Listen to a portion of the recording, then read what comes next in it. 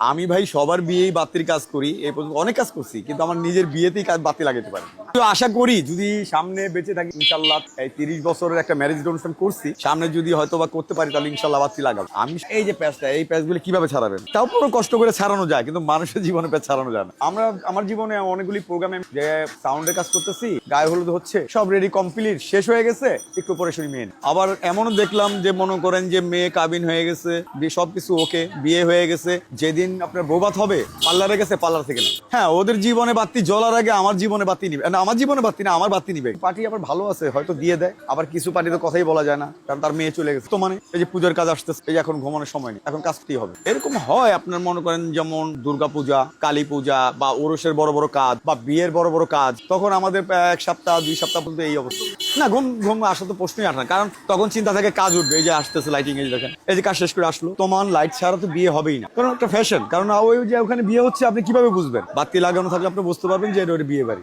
তাহলে তো আপনি বুঝতে হবে যে কারণ বিয়ে ছাড়া, এই বাতি ছাড়া বিয়ে এখন অচল, বুঝাইতে হবে। আপনি আপনি এডুকেশন কার্ড পেয়েছেন, সেই কার্ড নিয়ে আপনি কোথায় যাবেন? একটা লাইটিং বা একটা কিছু দেখে তো এখানে যাবে, ওটা একটা বিয়ে বাড়ি। কিন্তু আপনি যদি লাইটিংই না থাকে, তো আপনি কোথায় যাবেন?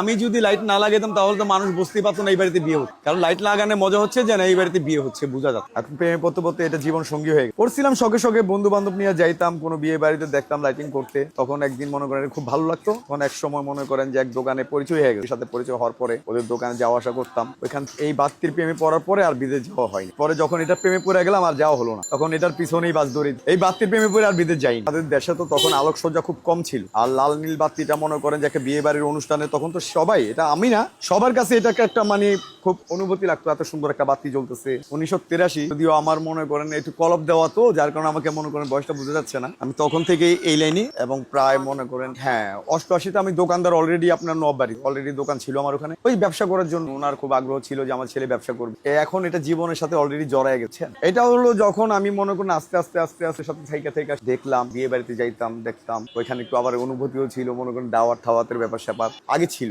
আগে আপনাকে মিস্ত্রি সাহেব বলে ডাকতো, ওইখানে একটা সম্মান ছিল, বা আপনাকে যখন বলতো আপনি আপনি করে বলতো। এখন তো ভাই পুরোটাই বিপরীত, তার এখন মানুষের সাথে চরিত্রের সাথে মিলে গেছে। কিন্তু ওই সময় সম্মান ছিল, এখনো আছে, আমার আছে, এখনো আমার আছে। জোনাকি ইলেকট্রিক তো একটা ছোটখাটো দোকান না, আপনি হয়তো ওই তাহারবাগের একটা কোনায় বসে অল ঢাকা সিটি, এবং আমাদের অলরেডি এখন বর্তমানে ব্রাহ্মণবাড়িয়া একটা মাদার শরীফে কাজ চলতেছে, বড় মালিক ভরসা নামে, এর জন্য এখনো ব্যবসায় আছে। কাশিতে বেশি দিন লাগেনি, এটা হলো ভাই হলো যার যার টেকনোলজি নলেজের উপর। আমার সময় লাগছে মাত্র 1 বছরে অলরেডি আমি দোকানদার হয়ে, আর এখন করি আমি ওই মনে করেন মিস্ত্রি বানাইতেছি।